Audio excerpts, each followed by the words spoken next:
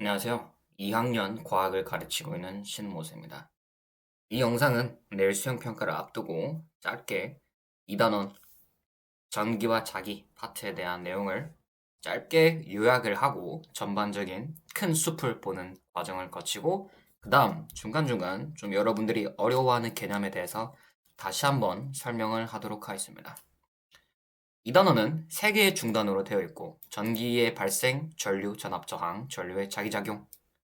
첫 번째 중단에 대해서는 우리가 마찰하면 생기는 전기와 가까이 하면 생기는 전기 두 개의 소단원이 있었습니다. 이거는 교과서 52에서 53 그리고 활동지 2-1 즉 우리가 했던 원래 잠시만요. 왜 안 되지?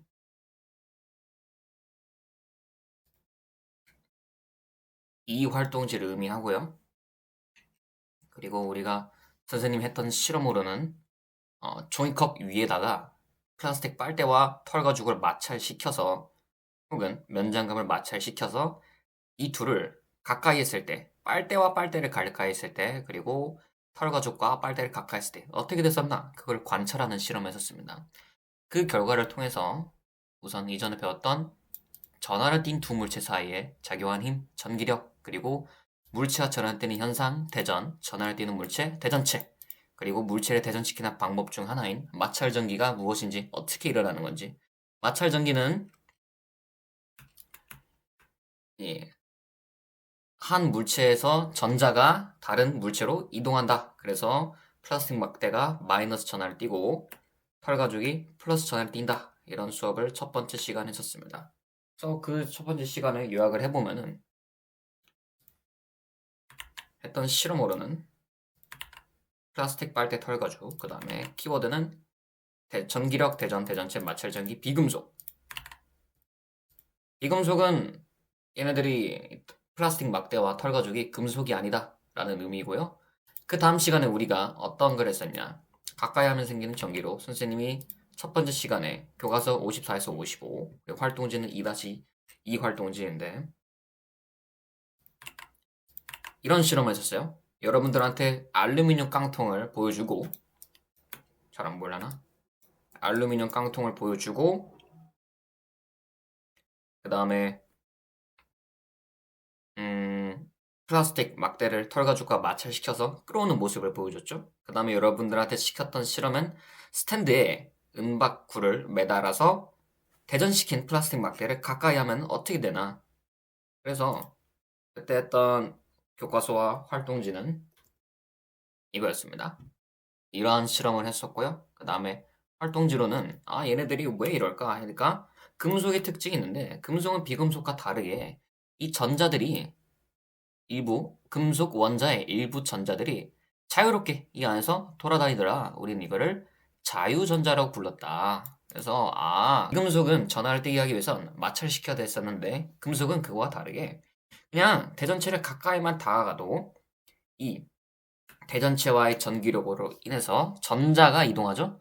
마이너스 대전체를 가까이 하면 전자가 멀리 이동해서 이쪽에 부분적으로 마이너스 전하를 띄고 이쪽에 부분적으로 플러스 전하를 띄었다. 그래서 이런 현상을 우리가 정전기 유도 현상이다. 라는 수업을 했었습니다. 그래서 키워드는 금속, 자전자, 정전기 유도였고요. 그 다음 시간에 어떤 실험을 했었냐? 이 물체가 대전에 되어 있나 안 되어 있나 확인해 보고 싶다. 즉, 이전 시간에 배웠던 정전기 유도 현상 원리를 이용해서 만들었던 검전기. 검전기가 어떤 식으로 작동을 하는가. 그래서 우리가 검전기에 대한 여러 가지 실험을 했었고, 그에 대한 실험이 바로 교과서와 이 내용의 이러한 활동지를 우리가 했었죠. 자, 그 다음. 그 다음 두 번째 중단원이 전류 전압 저항이었습니다. 첫 번째는 이동하는 전하인데, 교과서 우리가 어떤 실험을 했었냐면은, 우리가 우드락을 털가죽으로 마찰시킨 다음에, 그 다음에 금속 접시를 위에 올려두고, 그 금속 접시 끝에다가 우리가 네온 전구를 갖다 댔었습니다. 그럴 때 어떤 일이 있었나는가 했더니 교과서는 이런 활동이었고 다음에 우리가 했던 활동지는 2-5였죠. 활동 2-4를 먼저 하긴 했어요. 그래서 반짝했더라. 그래서 왜 반짝했나? 그 이유가 무엇 때문이었나를 설명하는 활동지가 바로 2-4였고요. 그래서 금속을 대전시키려면은 다른 대전된 비금속에 접촉시키면은 전자 이동을 해서 금속이 대전이 된다. 그리고 대전된 금속에 손을 대면은 접지 현상으로 인해서 이 전자들이 과잉된 전자들이 손으로 이동을 한다. 그리고 손으로 이동하는 그 순간이 바로 우리가 봤던 잠시만요.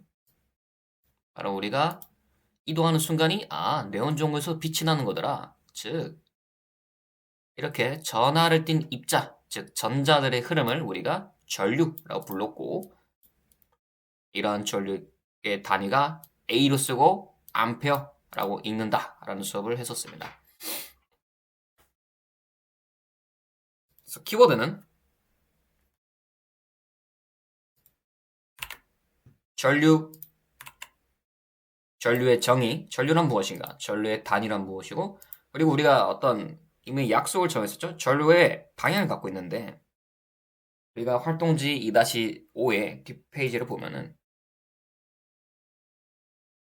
건전지와 전구 그리고 스위치를 연결한 회로를 만들었을 때 스위치를 닫으면은 도선 내의 자유전자들이 움직이는데 전자는 전지의 플러스극 방향으로 이동을 하는 반면에 우리가 전류의 방향은 순전히 관습적으로 그냥 인간적인 이유로 옛날부터 사실 잘못된 거지만은 전류의 방향은 플러스에서 마이너스 그러니까 전자는 전지의 마이너스 극에서 나로부터 멀어지고 전지의 플러스 극으로 가는 방향으로 이동을 하지만 전류는 플러스 극에서 나와서 마이너스 극으로 들어가는 방향으로 흐르더라.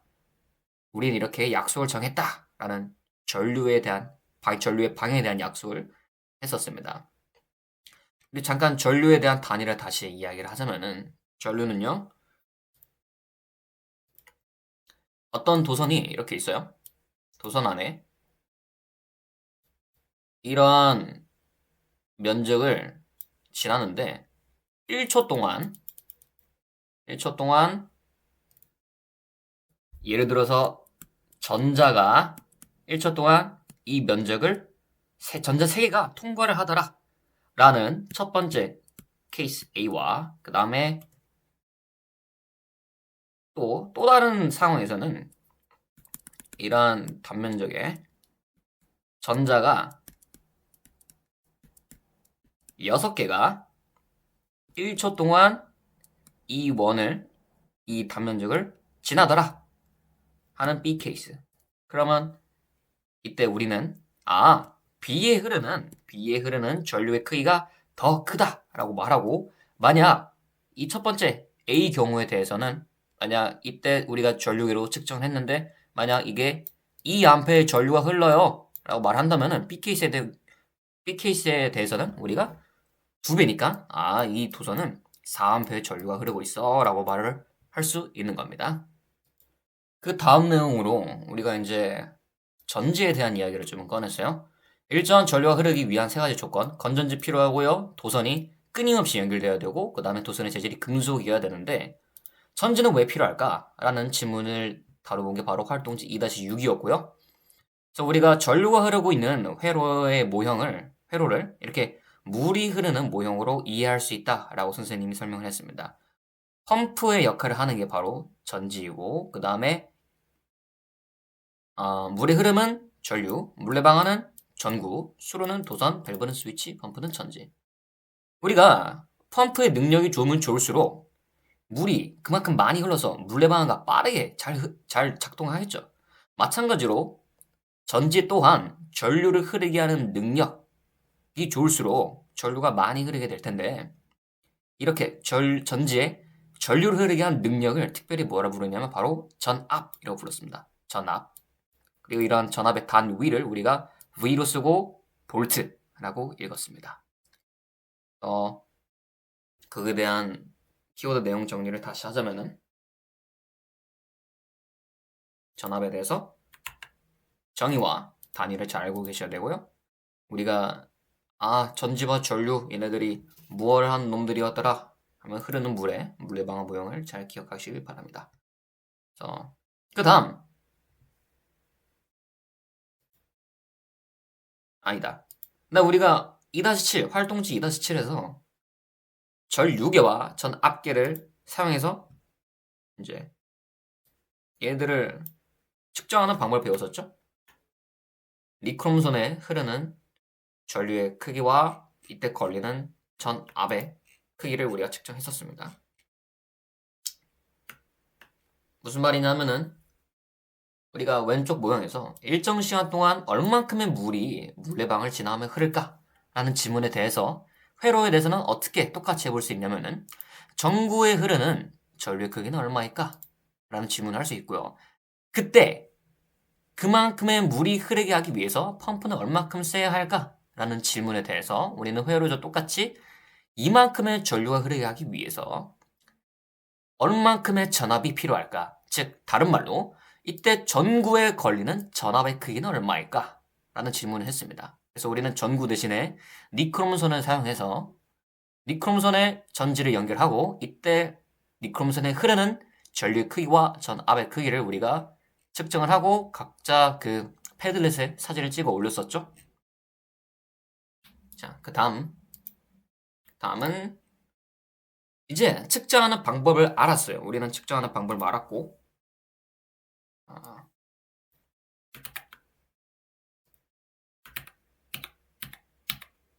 잠시만요.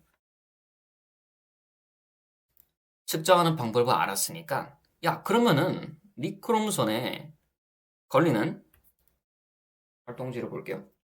이때 니크롬선에 걸리는 전압의 크기를 점점 크게 하면은 전류의 크기는 어떻게 될까? 즉 전압과 전류 크기 사이에는 어떤 규칙이 있을까? 자, 지금부터는 수행평가 내용입니다. 잘 들으셔야 돼요. 물론 이전에 얘기했던 것도 수행평가 내용에 들어가지만은 그건 배경 지식이죠. 하지만 이건 직접적인 수행평가 내용입니다.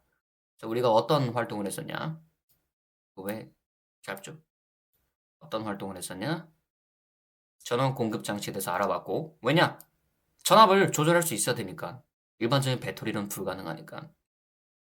그리고 이렇게 회로를 만들어서 선생님이 측정하는 영상을 보여줬죠? 영상 보면서 각각 측정 값을 여기다가 짧은 니크롬선과 긴 니크롬선에 대해서 첫 번째는 짧은 니크롬선에 대해서 0V, 1V, 2V, 3V, 4V의 전압이 걸리게끔 이 전원 공급 장치에 다이얼을 조절했을 때 그때 각각 흐르는 전류 크기를 우리가 측정했습니다. 그 측정한 거를 이렇게 여기다가 그래프로 변환을 했었죠. 데이터 표에 있는 데이터를 그래프로 변환을 했었습니다. 변환하는 거 여러분 활동지에 있을 거예요. 지금 선생님 여기는 안 그려져 있는데 마찬가지로 처음에 이제 두 번째는 긴 니크롬선으로 했었죠. 그래서 우리가 이 변환한 그래프를 보고 전압이 2배가 될 때 짧은 거든 긴 거든 모두 전류가 2배가 되구나. 우린 이걸 보고 전압과 전류가 비례하는 관계구나 라는 걸 알았었어요. 근데 왜 둘 다 1V일 때 어떤 놈은 잘 흐르고 왜 어떤 놈은 못 흐를까? 그 차이가 왜 발생할까? 라는 거에 대해서 그건 말이야. 물체마다 저항의 크기가 달라서 그래. 저항이 뭔데? 자유전자가 흐르기 위해서는 흐르다가 이제 경사로에 못이 있으면 구슬이 막 못에 부딪히듯이 마찬가지로 자유전자들이 금속 내부에서 흐를 때 원자에 부딪힌다는 겁니다. 금속 원자. 그래서 원자들이 어떻게 배열되어 있나? 그 다음에 내가 부딪혀야 되는 앞으로 깔려있는 원자들이 얼마나 많이 있나에 따라서 저항의 크기가 각기 다른 거죠. 그래서 우리는 저항의 단위를 옴이라 읽습니다. 이거는 그리스 알파벳 오메가라는 문자이고요. 우리가 오메가라 쓰고 옴이라고 읽는 겁니다. 그리고 기호는 R입니다. 자, 우리가 활동지 2-8에서 한 게 이 행동이고요.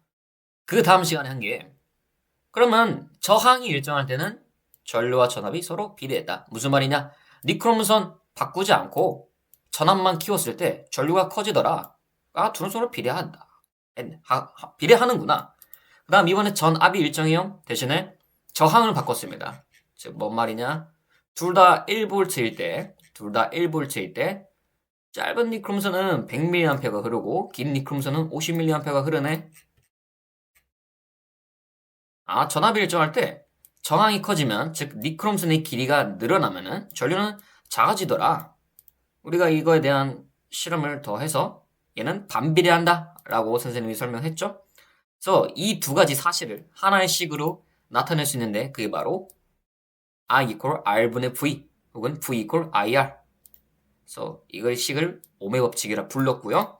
쉽게 외우는 법으로는 우리가 전압, 전류, 저항 이거를 마치 거, 속, 시 우리가 거리와 속도와 시간에 대한 걸 쉽게 외웠던 것처럼 이 무당벌레 모양을 활용한다 했었습니다.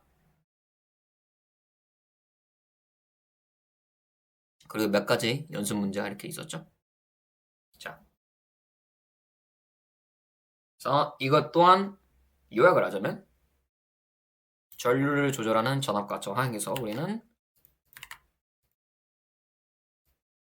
니크롬선에 걸리는 전압에 따른 전류 변화 측정했고 그 중간에 하는 활동에서 각각 측정한 데이터, 표에 있는 데이터를 가로축과 세로축에 있는 그래프로 변환하는 활동을 했었죠. 여러분 이거 할 줄 아셔야 되는 거예요. 그러니까 키워드는 저항.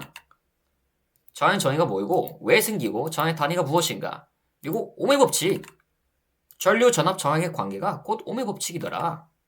그래서 저항이 일정할 때는 전압과 전류는 비례하고 전압이 일정할 때는 저항과 전류는 반비례하더라. 쉽게 외우는 법 거속식. 자, 그 다음 파트는 좀 쉬웠죠? 교과서 68, 71에서 쓰임새에 맞는 저항의 연결. 무슨 연결했냐? 우리가 지금까지는 저항 한 개만 갖고 놀았어. 하지만 이제는 두 개를 갖고 놀 거야. 어떻게 갖고 놀까? 하니까 네, 교과서는 68에서 71이고요. 활동지는 2-9였습니다.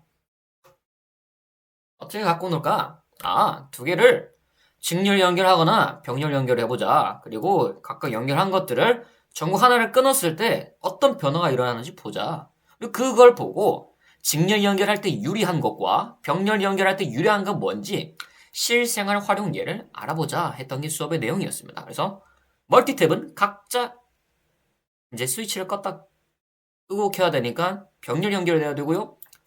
우리가 어떤 전기기구가 과전류가 흘러서 고장나는 걸 방지하기 위해서는 퓨즈를 사용하는데 그 퓨즈가 대신 과전류가 흘렀을 때 퓨즈가 대신 끊어지면서 전기기구에 전류가 흐르지 않게 하기 위해선 퓨즈가 전기기구와 직렬 연결이 돼야 된다라는 수업을 했었습니다. 이건 뭐 크게 어렵진 않았을 거예요. 그래서 이것도 요약을 하자면 실험으로는 이런 실험을 선생님이 보여줬었고 카메라로 다음에 키보드로는 직렬 연결, 병렬 연결, 퓨즈, 멀티탭, 건물, 콘센트 배선, 형광등 스위치. 마지막 전류의 차기작용.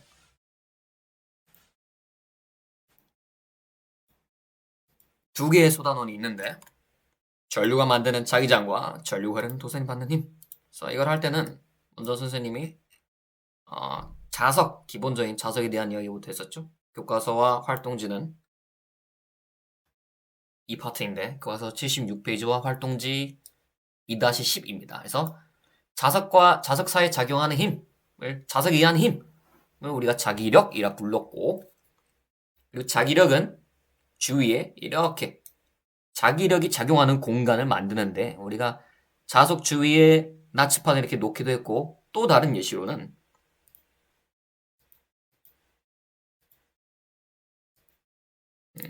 일단 선생님이 철가루로 막대 자석 주변에 철가루를 뿌리면 이런 모양으로 철가루가 생기는 걸 보여줬죠. 그리고 이렇게 막대 자석 주위에 나치판이 엄청 많으면은 아까 철가루가 생겼던 모양이랑 똑같이 이렇게 되더라. 그 다음에 이 빨간색 나치판의 빨간색 바늘, 즉 N극의 방향을 화살표로 바꿔주면은 이 모양을 우리가 나타낼 수 있고 문제는 다 바뀌죠? 화살표들을 개별적인 화살표를 쭉 이어주면은 이런 식으로 곡선으로 방향이 있는 곡선으로 나타낼 수 있다. 그래서 우리는 즉 자기력이 작용하는 공간을 이렇게 눈으로 보이게끔 시각적으로 표현한 건데 이거를 다른 말로 우리가 자기장이라고 불렀고요. 그 자기장의 방향이 지금 N극에서 나와서 화살표 방향 보세요. N극에서 나와서 S극으로 들어가는 방향이죠. 즉 그 방향이 바로 자기장의 방향입니다. 이 지점에서는 자기장의 방향이 오른쪽인 거고요. 그 다음에 이 지점에서는 자기장의 방향이 왼쪽인 거예요. 마찬가지로 이 지점에서는 자기장의 방향이 오른쪽인 거고요. 이 지점에서는 자기장의 방향이 왼쪽인 거예요. 그럼 만약에 누군가가 쌤, 이 지점의 자기장의 방향은 어딘가요? 이러면은 여기서 쑥 이러니까 아래쪽인 거죠. 여기서는 여러분들은 이 자기장의 방향을 잘 알고 계셔야 됩니다. 막대 자석이 자기장을 만드는데 그러면은 코일에 전류가 흘러도 자기장을 만들까? 우린 이미 답을 알아요. 초등학생 때 전자석에 대한 실험을 했었거든요. 바로 이렇게. 지금 이창은 필요 없겠네요. 이것만 보고 있습니다. 그래서 전류가 이렇게 흐르는 경우와 반대로 전지의 방향을 바꿔서 전류가 이렇게 흐르는 경우 주변에 만드는 자기장의 방향이 어떻게 되나 이걸 우리가 관찰했었어요. 자, 얘네들이 만드는 자기장의 모양이 막대 자석이 그 자기장의 모양이랑 똑같더라. 우리가 이거를 쉽게 외우는 방법으로는 이 오른손 법칙을 썼었고요. 4개의 손가락이 코일의 전류의 방향이었고 엄지손가락이 자기장의 방향이었습니다. 그래서 이것도 우리가 시뮬레이션을 할 수 있었는데 선생님이 QR코드 적어준 거 있죠? 이거예요. 이거 활동지에 보면 QR코드가 있습니다. 이거 보면은 이렇게 그래서 여기서 전류 방향 전환을 누르면 전지가 뒤집히고 자기장이 다 반대가 되네? 그래서 이번에 코일 방향을 바꿔도 당연히 뒤집혀지죠? 오른손 법칙을 넣어서 외우면은 이렇게 볼 수가 있는 겁니다.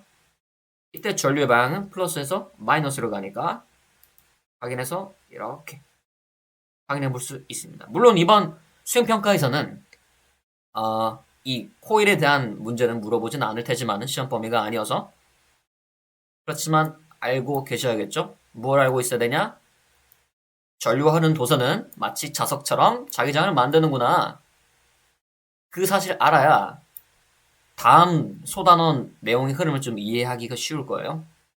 어쨌든 여기까지 하고 넘어가겠습니다. 그 다음 자, 방금 했던 그 파트를 다시 또 이렇게 마인드맵으로 요약을 해보면 우리가 했던 실험 첫 번째 막대 자석의 자기장을 선생님이 보여줬고요.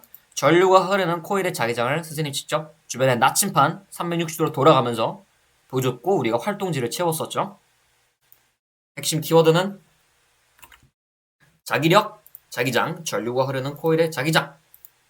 이게 빨간색 느낌표는 어려운 거니까 잘 공부를 해두라는 뜻입니다. 자기장의 정의와 자기장의 방향이 어떻게 되는지 잘 아셔야 되고요. 전류가 흐르는 코일의 자기장은요. 전류 방에 따른 자기장 모양이 어떻고 이거 어떻게 쉽게 외우는가. 드디어 대망의 마지막 소단원입니다. 전류가 흐르는 도선이 받는 힘.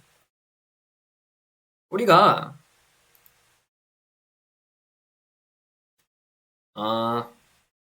그때 선생님이 했던 수업으로는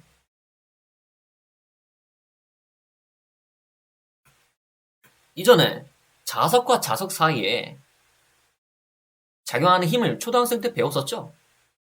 이제는 전류가 흐르는 도선도 자석처럼 자기장을 만드니까 전류가 흐르는 도선과 자석 사이에 어떤 힘이 작용할까?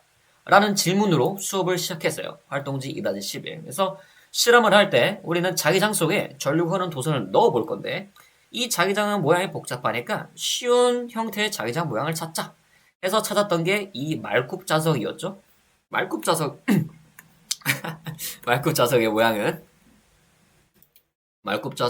자기장 모양 가운데가 보니까 자기장의 방향이 N에서 나와서 S로 들어가는데 이 방향이 마치 우리가 원하는 평행한 단조로운 간단한 모양의 자기장 방향과 같더라. 그래서 우리는 말굽 좌석의 가운데 있는 자기장을 마치 오른쪽처럼 취급하겠다라는 설명했습니다. 그리고 이때 도서는 일반적인 도서는 무거우니까 얇은 알루미늄 포일로 우리가 실험을 진행했었습니다. 그리고 또 누필그보다는 세워서 한다 해서 우리가 선생님이 영상을 보여줬었죠. 집기 영상을. 그때 실험 과정을 QR코드로 남겨놓기도 했고 제 유튜브 영상에 올려놓기도 했습니다. 이렇게 생겼죠. 얘를 이쪽에 띄워놓고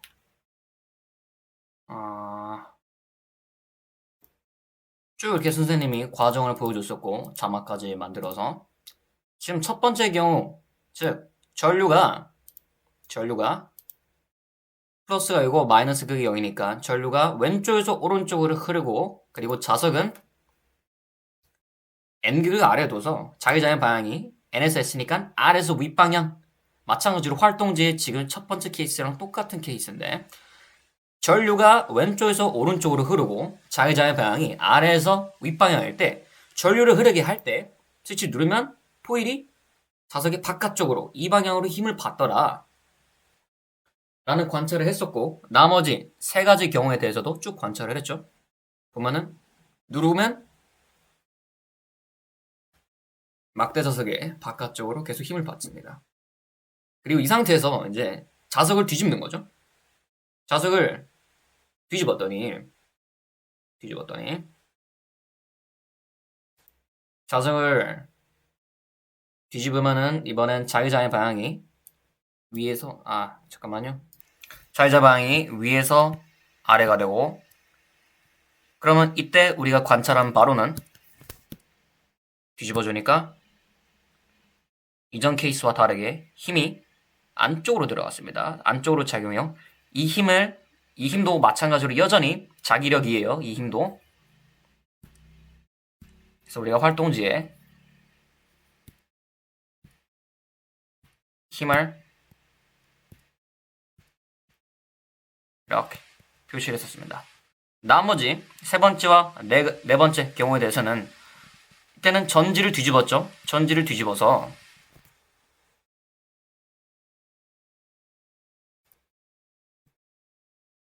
전지를 뒤집었고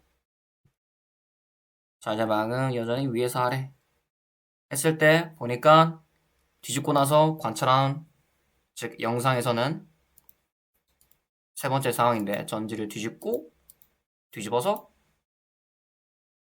전류 방향을 반대로 해서 스위치를 누르니까 이번엔 다시 또 바깥쪽 방향으로 힘을 지금 받고 있죠.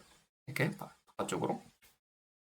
그래서 이것 또한 결과를 우리가 관찰했을 때 관찰하고 작성할 때 이번엔 바깥 방향으로 힘을 받더라.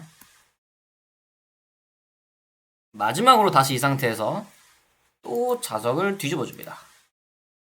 그렇다면 자기장 방향은 N에서 S니까 위에서 이 방향일 때 이 녀석이 받는 힘의 방향이 어떻게 됐나 관찰을 해보니까 뒤집은 상태죠. 안쪽으로 들어가는 방향입니다. 다시 위에서 모습을 다시 보면은 누르니까 들어가고 위에서 보면 누르니까 들어가고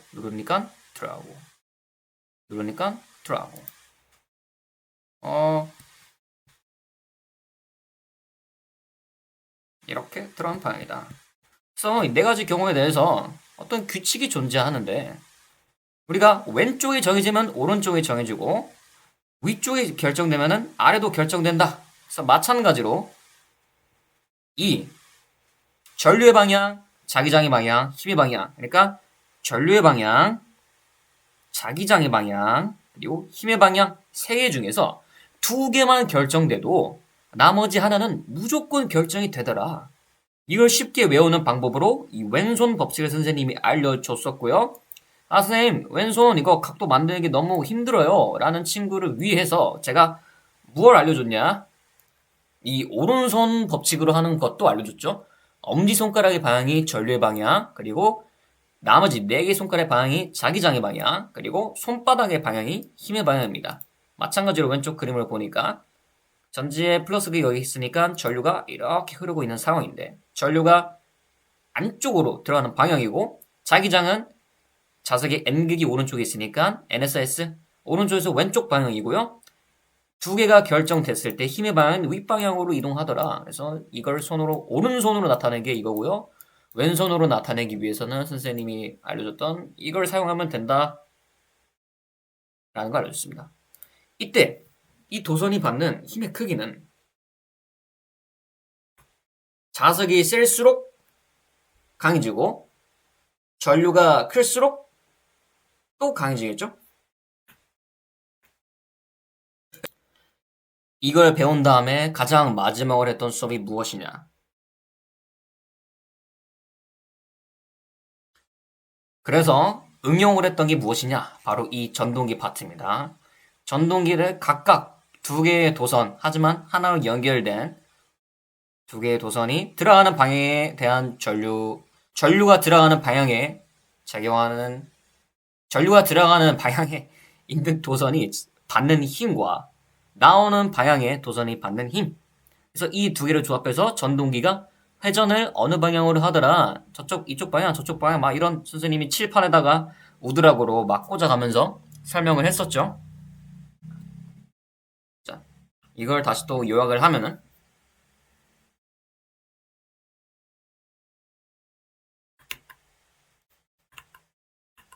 우리가 알루미늄 포일에 전류가 흐를 때 받는 힘에 대한 실험을 했고, 키워드는 자기장의 방향 그리고 전류의 방향에 따른 힘의 방향이 어떻게 되는지 3가지를 반드시 잘 알고 계셔야 되고요. 쉽게 외우는 법, 왼손 방법이 있고요. 오른손 방법이 있어요.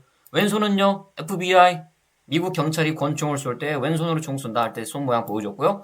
오른손은 그냥 쉽게 엄지손가락이 전류, 4개 손가락이 자기장의 방향, 그리고 그걸 통해서 전동기가 어떤 원리로 작동을 하더라 라는 설명을 했습니다.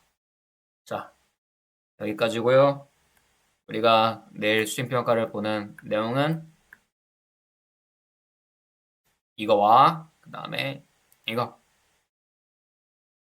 2개죠. 그리고 두 번째는 흐르고 있는 전자들에 대한 이야기예요. 그게 바로 전류고요. 그리고 3번째는 그 흐르고 있는 전류가 마치 자석처럼 자기장을 만들더라 라는 이야기입니다. 첫 번째, 멈춰있는 전자들에 대해서는 비금속에 대해서는 얘들이 대전체, 어떻게 하면 마찰전기 이런 얘기고요. 금속에 대해서는 정전기 유도 이런 이야기를 다루고 있습니다. 그리고 흐르는 전자, 전류는 전류를 흐르게 하기 위해선 전압을 가진 전지가 필요하고 그리고 또 전지가 있어도 도선의 혹은 물질의 종류에 따라서 저항이 달라지니까 전류 또한 달라지더라. 이런 전류 흐름을 방해하는 저항, 전류를 흐르게 하는 전압과 전류의 흐름을 방해하는 저항, 그리고 전류 3가지 얘기를 했고요. 그리고 저항을 어떻게 연결해서 잘 써먹냐 라는 이야기를 했습니다. 3번째, 전류가 또 자기장을 만드네요. 그러면 자석처럼 되네? 자석과 같이 있으면 어떤 힘을 받지 않을까? 하는 게 2번째고 그걸 응용하면은 전동기를 만들 수 있지 않을까? 마찬가지로 위에 여기서도 정전기 유도 현상을 응용하면은 검전기라는 도구를 써먹을 수 있지 않을까? 라는 내용입니다. 끝입니다. 파이팅! 다시 짧게 요약을 하자면 첫 번째, 전기의 발생은 멈춰있는 전자들에 대한 이야기입니다.